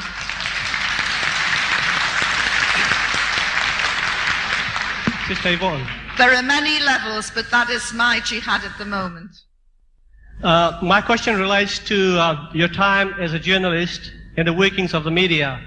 This is something that baffles us as Muslim, and I'd like you to shed some light on this, working both from the inside as well as looking at it from the outside now. One of the things that I would like to understand is what are the sentiments of journalists and what are the sentiments of the media people when they report on issues that relate to Muslims and Islam. And I'd like you to shed some light on that. And I'd just like to highlight a comment that I picked up the other day in the New Zealand Herald. There was a comment that came from some expert who was talking about how to spot a terrorist in a neighborhood or something to that effect. And the comment that was relayed or written down, it said, there are three groups of people in Europe that you can identify as terrorists coming from the Muslim community. The first one is immigrants, second one is second-generation Muslim, and the third one are converts. I'm not sure what that leaves for the rest of the people, but I mean, you fall in one of the groups. So my question is, how do these comments get through the editorial process, and what are the sentiments of the media and the people working in the media when they do write things like this? It's very easy to spot a terrorist. There were 8 of them in Scotland the other week at the G8. One of them lives in the White House, another one lives in Downing Street.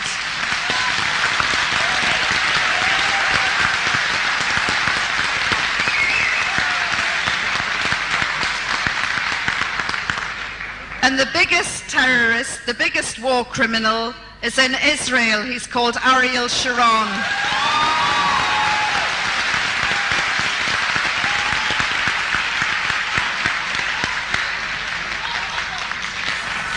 As a journalist, I would love just to scrap the word terrorist. It is meaningless.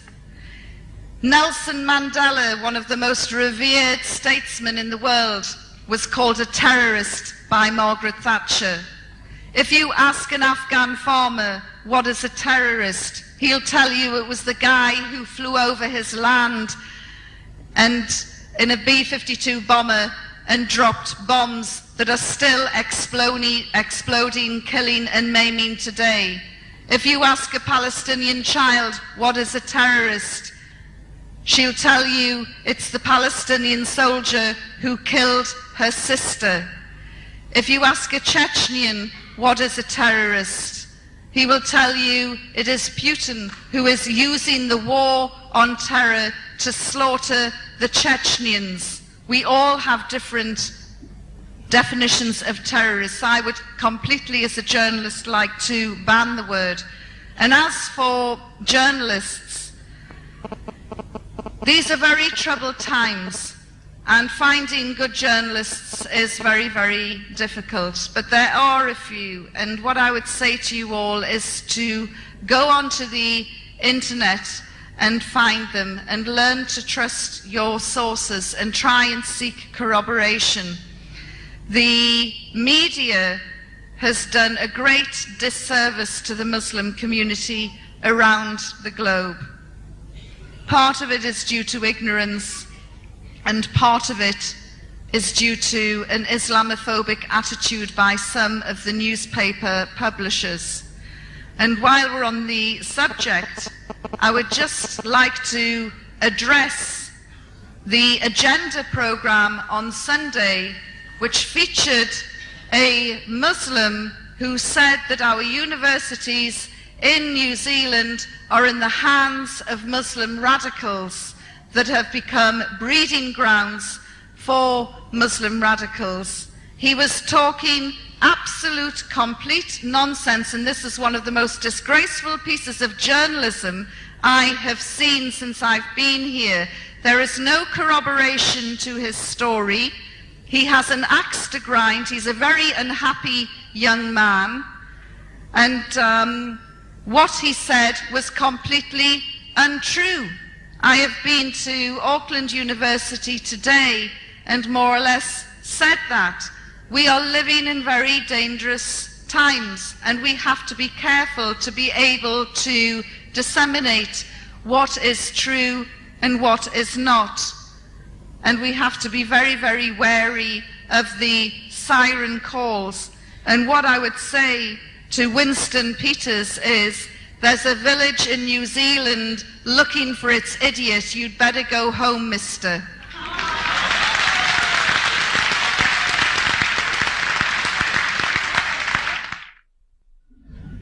Thank you, Yvonne. If you look back on the history, in 20 years back, we used to see the capitalist power and the socialist power, which is headed by the Americans and the Russians. But somehow, the socialist power was empowered by the capitalists. Can we say that now what's happening now is that Islam become a replacement of the socialist power? I think that America is the type of country that has to have some sort of enemy. And I was looking into America's history for a paper I was writing a few weeks ago. And America has been at war either internally or internationally every single year since its inception, with the exception of 1892. Now, I don't know what happened in 1892, other than that was the year my favourite soccer team, Newcastle United, was formed. But America is a warring nation, and it has to have an enemy. At first, it was the indigenous population, the real Americans, the Indians. Then it started on the Mexicans. Then it went land grabbing round California. Then it got involved in the Civil War, and it has continued. And for the last 50 years, it has been at war every single year, bombing more than 20 different countries. This is not a peaceful nation. It has to have an enemy.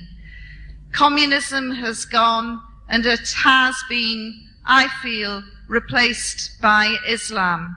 Islam is an easy target for the American administration, and it's very easy to whip up hysteria and hate against the Muslim community. And we really have to stick together and be united on this. And I'm not just talking to the Muslims, I'm talking to everybody, because once America has finished with the Muslims, it could turn on anybody next. You know, it could be you.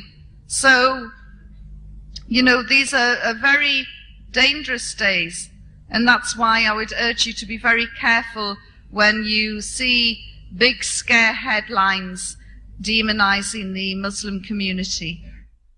I'm actually come along tonight, and I first of all want to thank you for your heart-wrenching story that you've told tonight. We were invited tonight, and myself and 2 other colleagues from the Māori Party, and I need to say, please don't judge all Māoris by Winston Peters.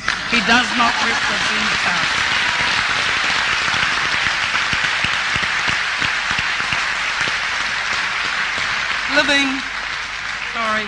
Living in this country, we have lived here for thousands of years. It has taken us 165 years to finally get to the point where we are just a minority in our own country.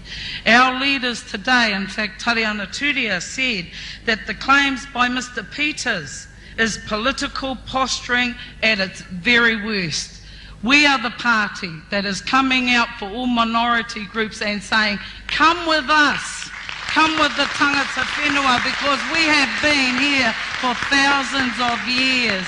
I challenge you, I ask you, I beg you, come to a marae, come and meet our leaders who disagree also with what these politicians are doing, the things that they are saying. You said at the end of your speech there about how safe it is here. What we need to tell you is that there are some unsafe things happening here as well. And not to put the fear, but to say, all these minority groups, we have to come together. We really do. We have 2 major parties out there, but we have minority groups if we only come together. Because I can tell you, my leaders, Dr. Peter Sharples and Tariana Turia, share your views. That is why they go out into the newspapers and they say, we support the Muslim community here in New Zealand. Kia ora.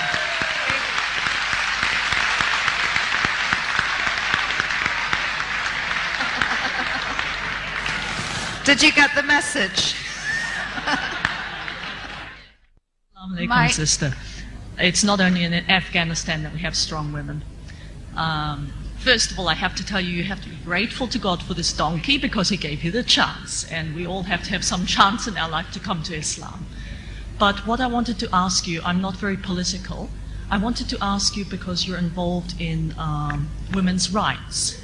And unfortunately, the truth of the world is that we have the Quran, which teaches us that women are equal, that women have rights, that there is justice, that these rights must be enforced.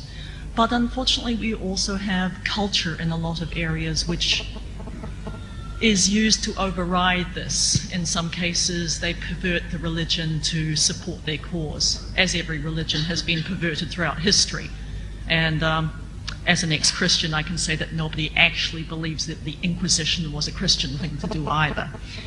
But what is happening now, and is there, you don't have a lot of time tonight, but is there a website or somewhere we can get more information about what you're doing and what we can do to help? Right.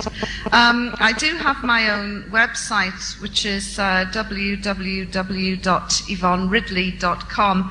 But there's also a website up here for anyone in New Zealand who's interested in the Muslim community. You are right, there are male-dominated cultures that do behave in an un-Islamic way. The only way that we're going to overcome this is to educate the women about their rights over their men and educate the men about their rights over their women.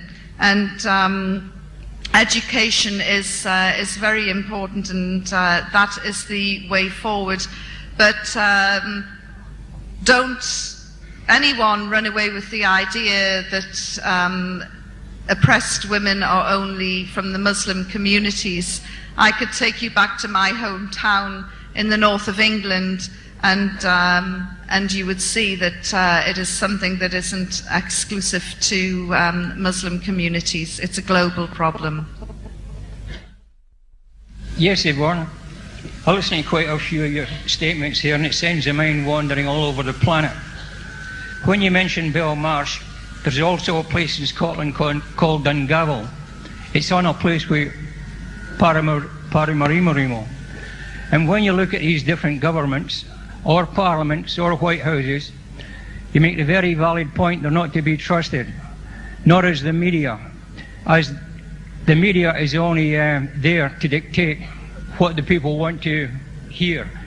They've got people split up like Goebbels had before the First World War, and you look at the Second World War, I should say, and when you look at people were divided there, they had German against German, British against British, and the common denominator has been missing in the speech tonight, or in the address tonight. These various politicians, they're totally dependent on capital. And when you look at the huge finance houses and investment houses, they dictate terms to whichever government they're going to give money to. And as far as Winston Peters goes, he's no different from any other politician that's not telling the truth. Incidentally, Peters is like myself. He's half Irish, half Scots. He's half Scotch, half Maori. What are we all? We're merely human beings under the dictates of imperialism and capitalism. And what's happening in New Zealand right now, we've seen an insidious way that the media is playing one group off against the other, the same as it did in any previous wars or any reason it did cause dissent among the working class.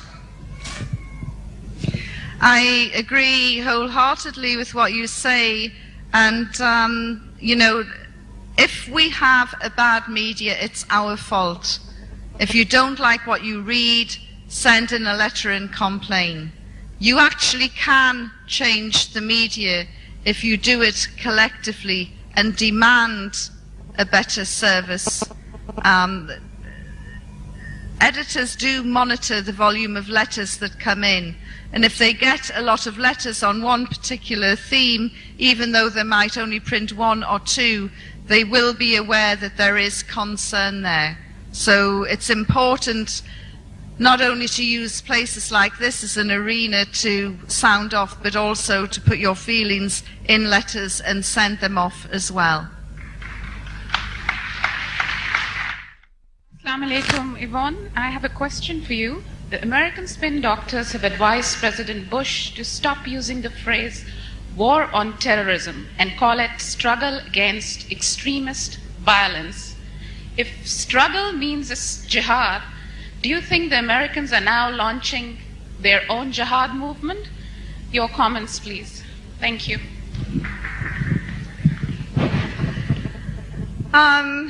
As I said before, the Americans, well, it's not the Americans. I mean, we've got to be careful not to demonize the Americans. 50 million Americans did not vote for George Bush.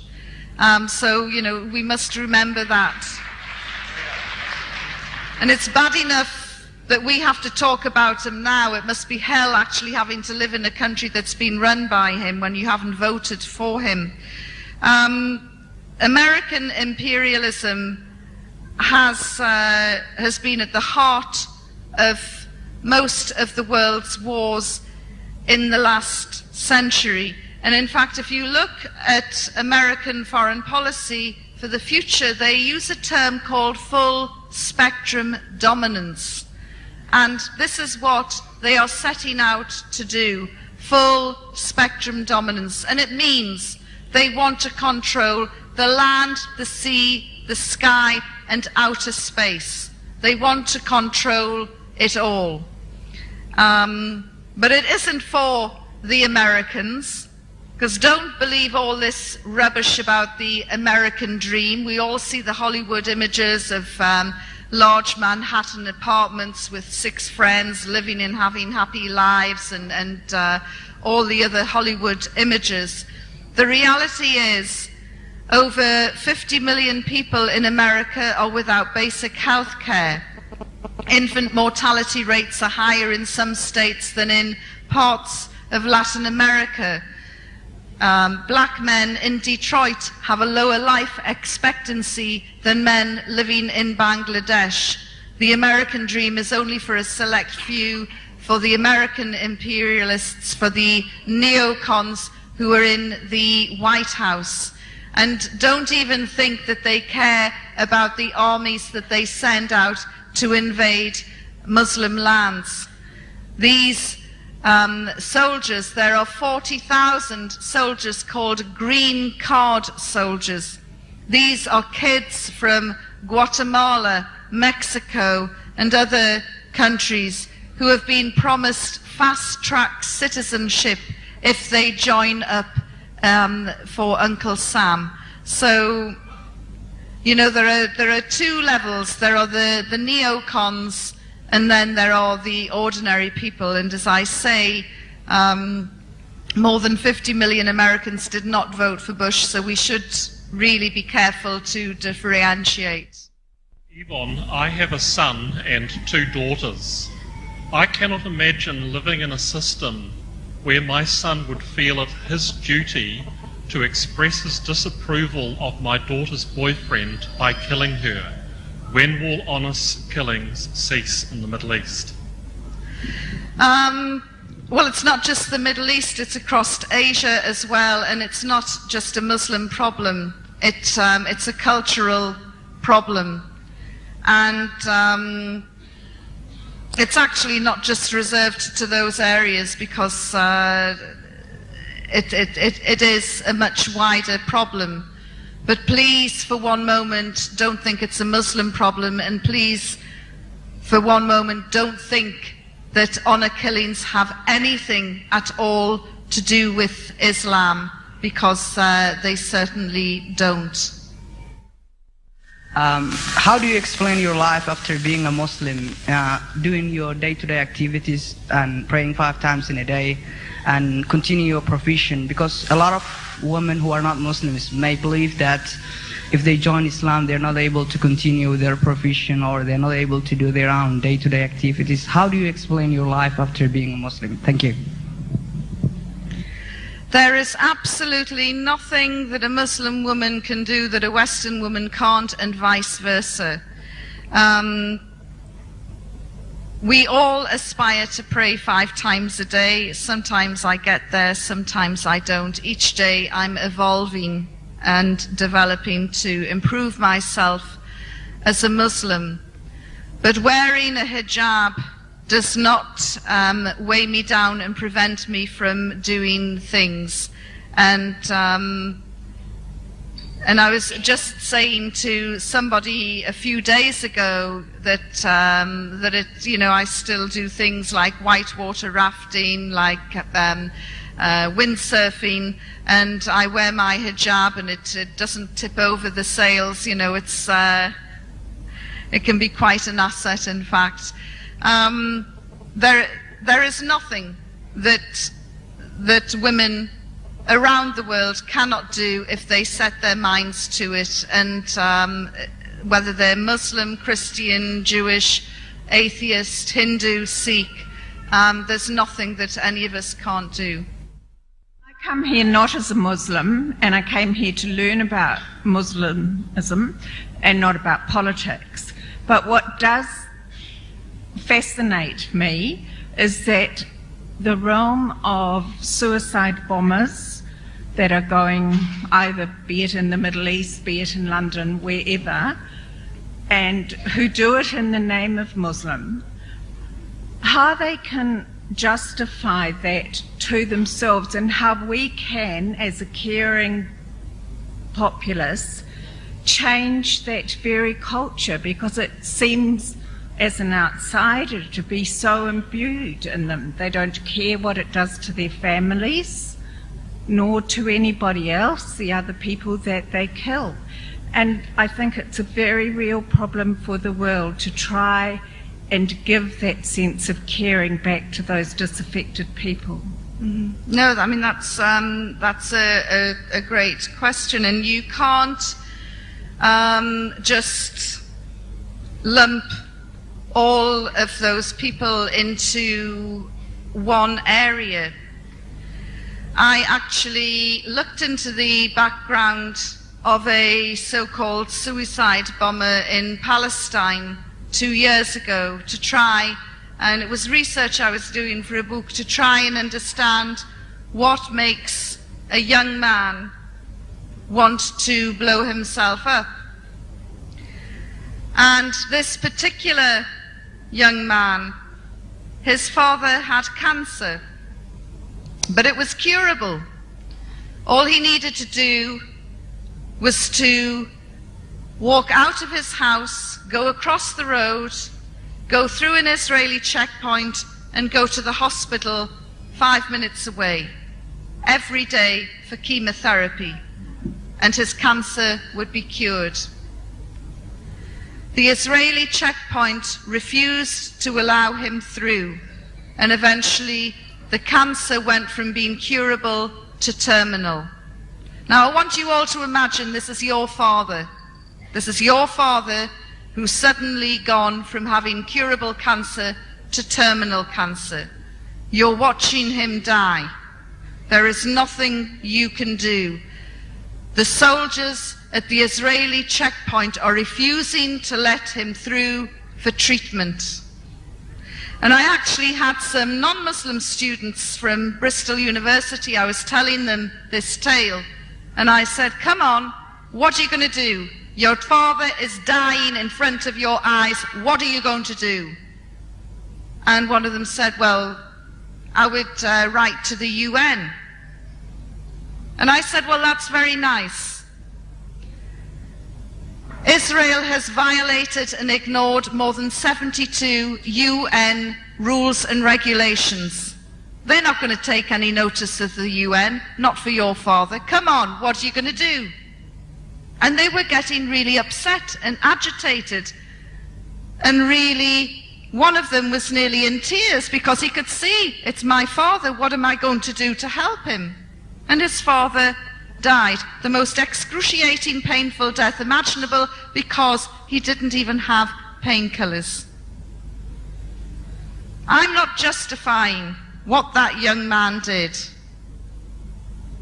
but that was his background. In Chechnya, you have the Black Widows, the women who also strap explosives to themselves and blow themselves up. They're using their bodies as weapons. It's the only thing they've got. If they wanted to really commit suicide, they would slash their wrists and be done. They're trying to fight a war. Chechnya is the forgotten Palestine.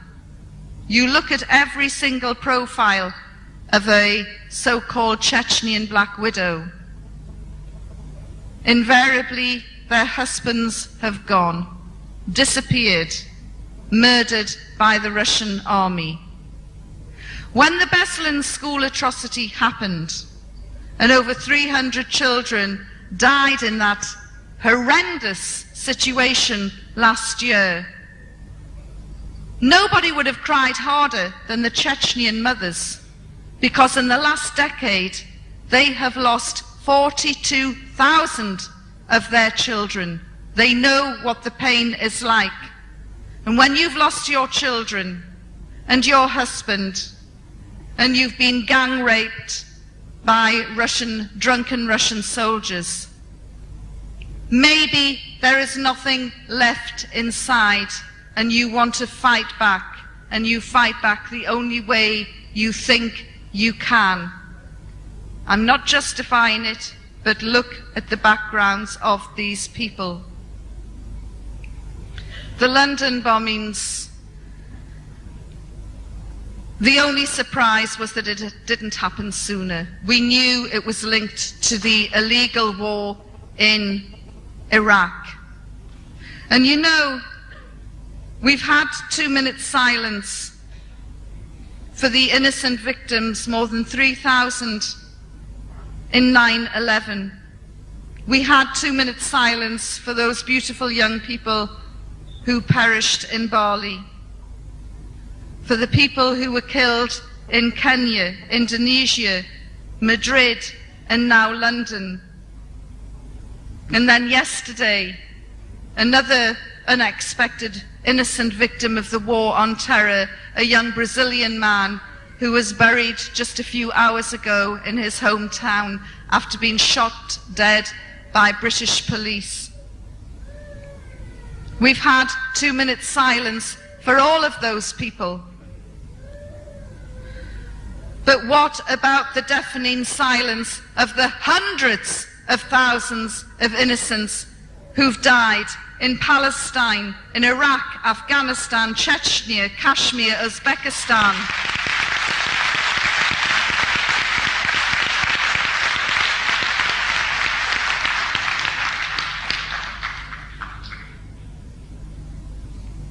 You know, it's when 9/11 happened, one of the things that was played over and over again, I remember, was one of the passengers from the plane who realized she was going to die. And she picked up her cell phone and switched it on, and she dialed her home. Nobody was there, so she left a message on the answer machine.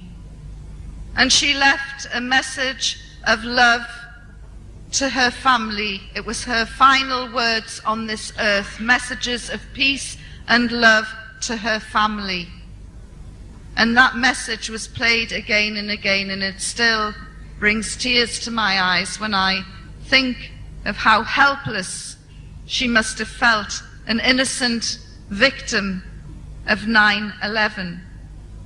But just because a woman in the Gaza Strip doesn't carry a cell phone in her purse, or a woman in Kabul doesn't have a mobile, or a woman in Basra or Babylon or Baghdad or Chechnya or Kashmir, just because they don't have mobile phones in their purses, it doesn't make their life any less valuable.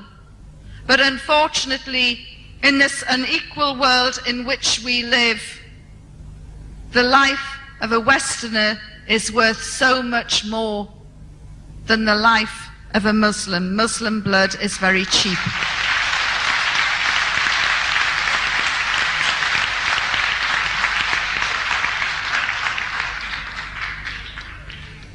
And where there is injustice, resistance is the only answer in any walk of life.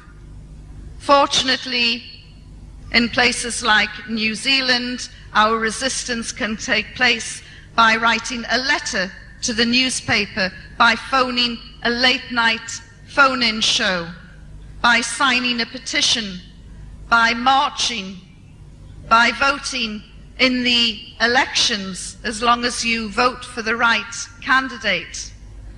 Doing something, reacting. It's our duty as human beings, as people who care about justice. And until there is justice in the world for everybody, there is never going to be peace, and that is the reality.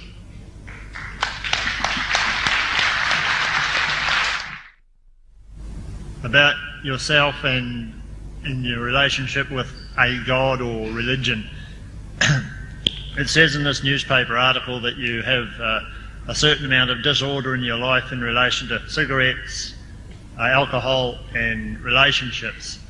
I just wonder why you have to embrace a religion, any religion, in order to get some sort of order back into your life. Thank you. I didn't. When I was, I worked hard and I played hard.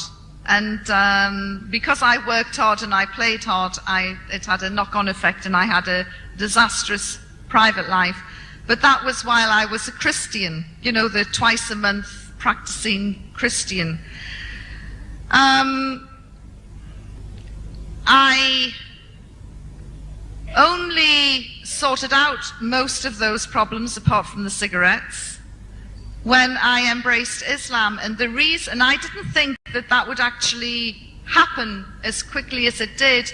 And the reason it happened as quickly as it did is because if you follow Islam, your life becomes so much more simpler. All the excesses of Western living just falls away, and you're left with a very wholesome, simple life and a code of ethics, and not unlike the similar codes in Judaism and Christianity. And you, and it's just a better code for living. So I swapped one religion for another, but I found the simplicity of Islam simplified my own life. And my friends will tell me that I'm looking happier and healthier and more confident and more fulfilled. And it's quite funny because my girlfriends still refuse to believe that it's Islam. And these liberated, hard-drinking journalist women are saying, we know why you've converted to Islam, it's got to be for a man. And I said, no, it's not. I've done it for me. And it was one of the best moves that I made.